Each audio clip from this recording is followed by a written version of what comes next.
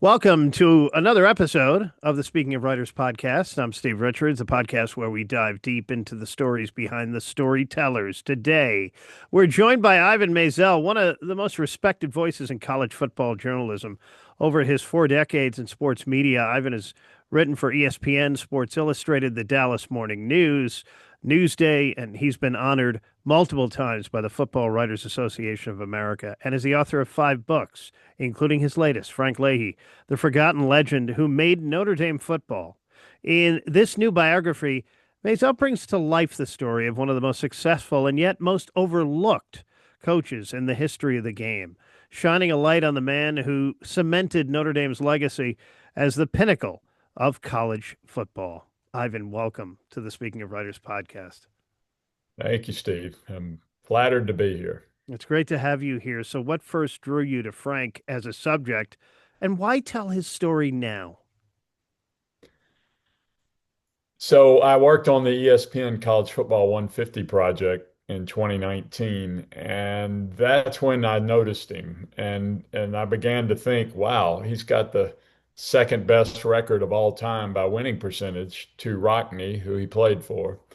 And yet we all know who Rockne is, and I couldn't think of anything that very much that had been written about Leahy. So that was the thread I began to pull. And why do it now? The more I dove into him, the more curious I got, and it began to dawn on me that he's the guy who made Notre Dame into what we think of as a football power. Because if Leahy hadn't come along, all that success would have been tied solely to Rockne. But once Leahy got there, it began to be identified more with the university. And, maybe that contributed to him disappearing also. I don't know. Yeah. Notre Dame granted you rare and complete access to his archives. What was it like to sift through that treasure trove of history at the college? It's the sixth floor of the Hesburgh Library is the archives, and it's interesting because that era is gone. I mean, interoffice memos and letters, Yeah. we're not going to get that anymore. And it's doubly interesting because not very many athletic departments save that kind of stuff. Usually, if coaches leave, they take it with them, or it just gets thrown out, when the new AD comes in or whatever. But Notre Dame saved a lot of material, and it just was really helpful. Leahy's winning percentage is still among the best in college football history, yet his name doesn't carry the same weight as mentioning Rockne or Saban. Why do you think his legacy just faded?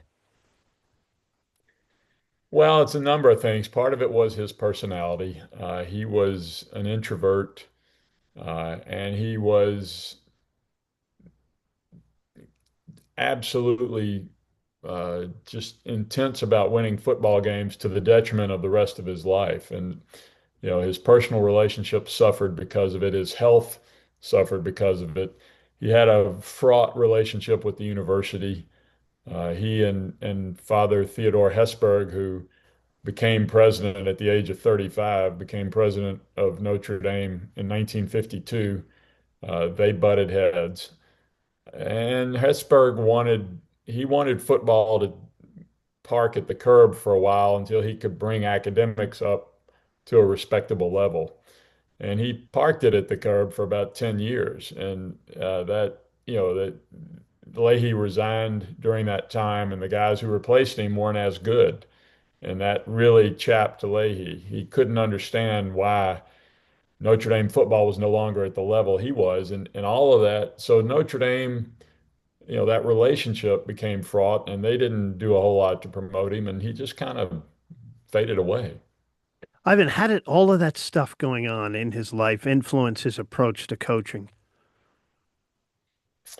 Well, it didn't. I mean, it influenced.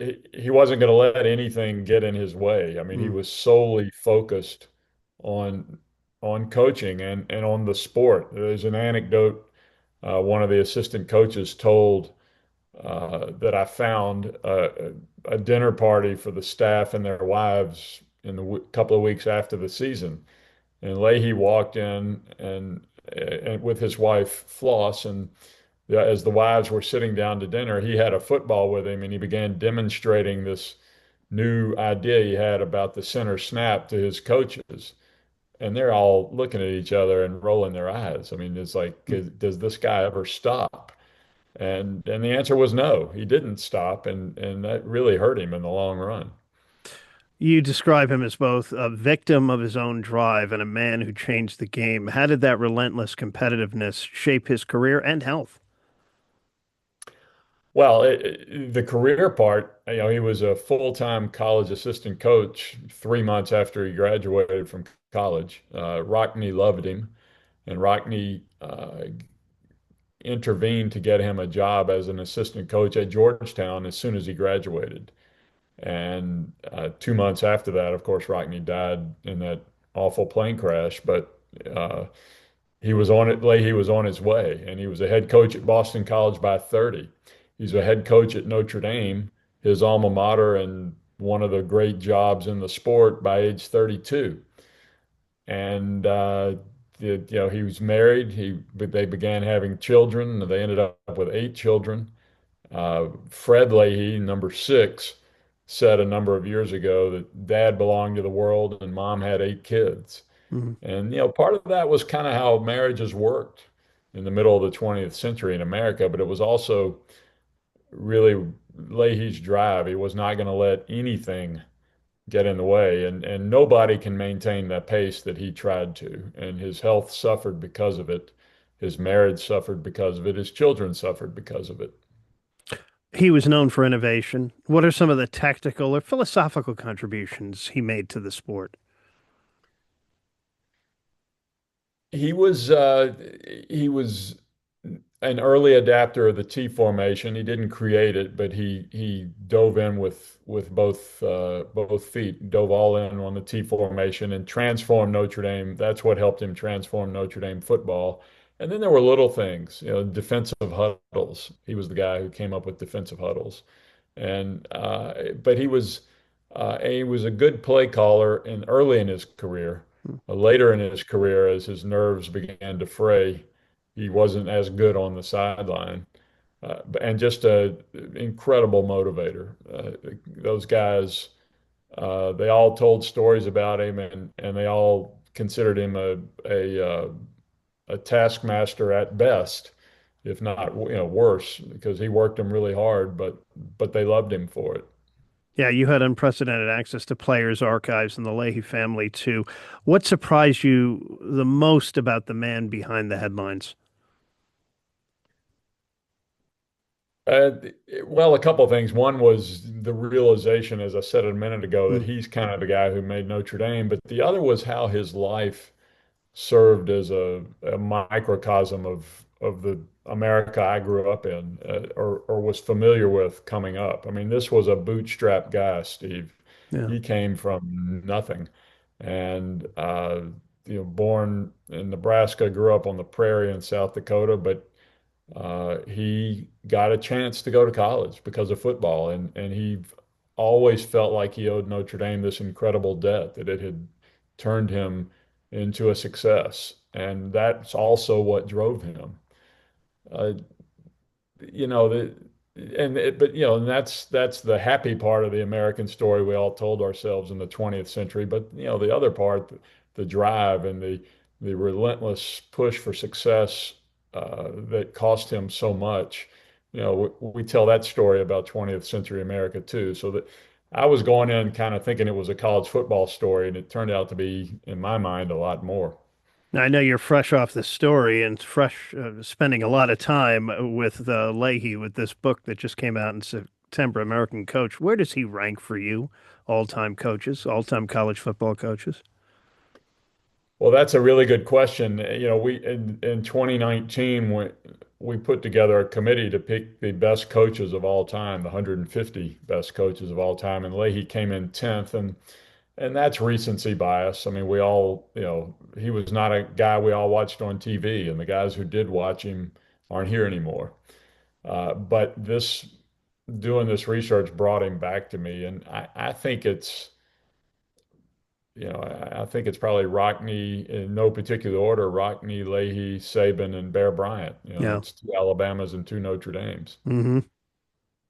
If Leahy were coaching today in the NIL transfer portal, social media era, how do you think he'd fare?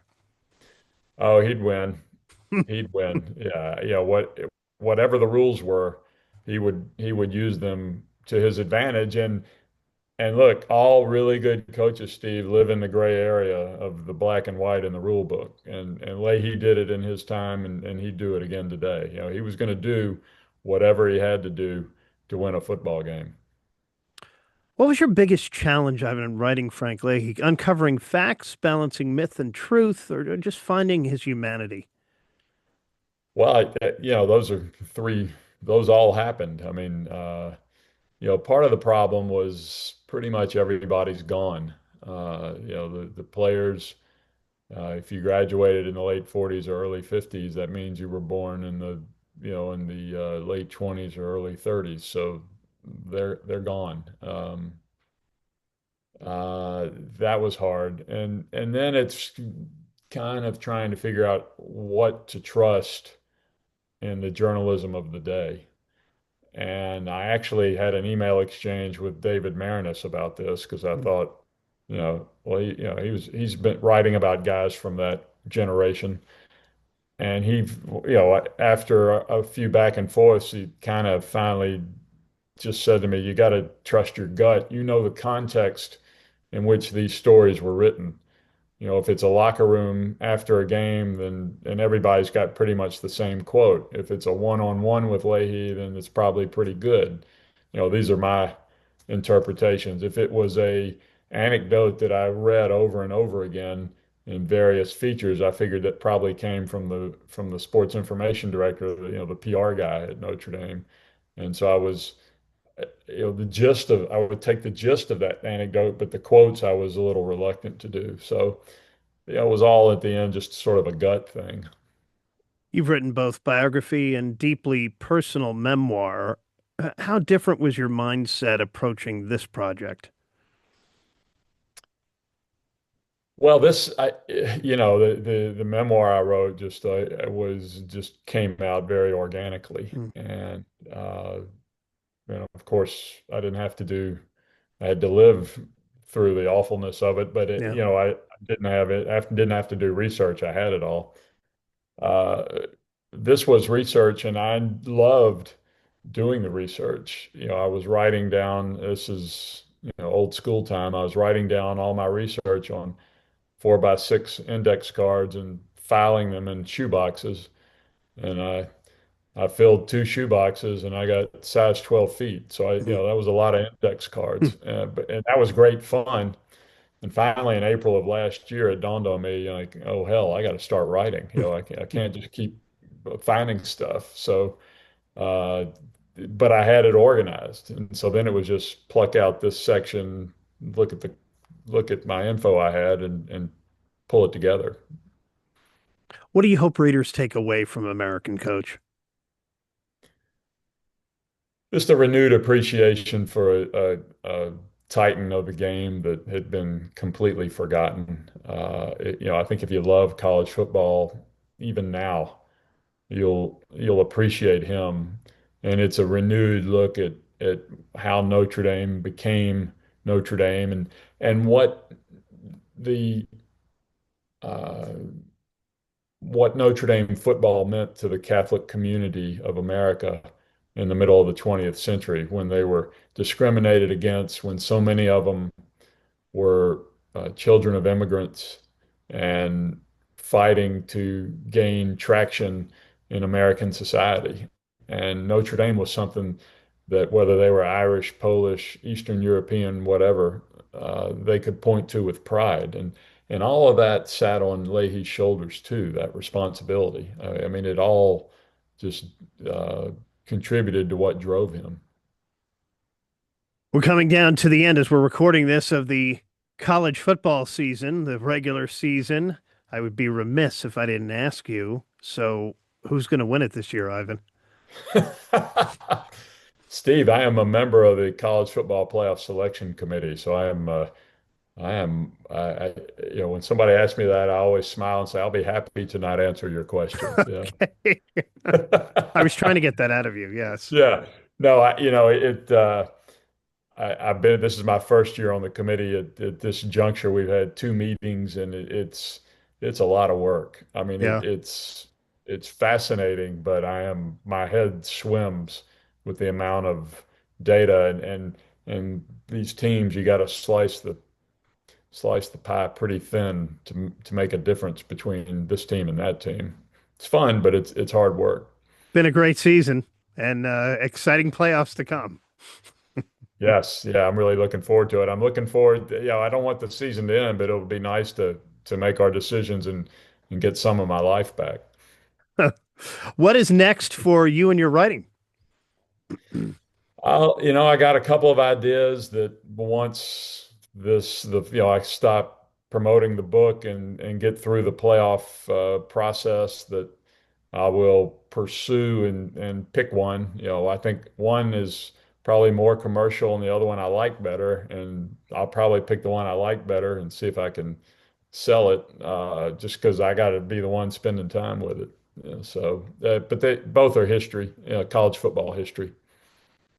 He's Ivan Maisel, award-winning sports writer, author of Frank Leahy, the forgotten legend who made Notre Dame football American coach. A fascinating deep dive into the man who turned Notre Dame's gridiron greatness into legend. Book is available now wherever books are sold. You can learn more about Ivan at Ivan Maisel,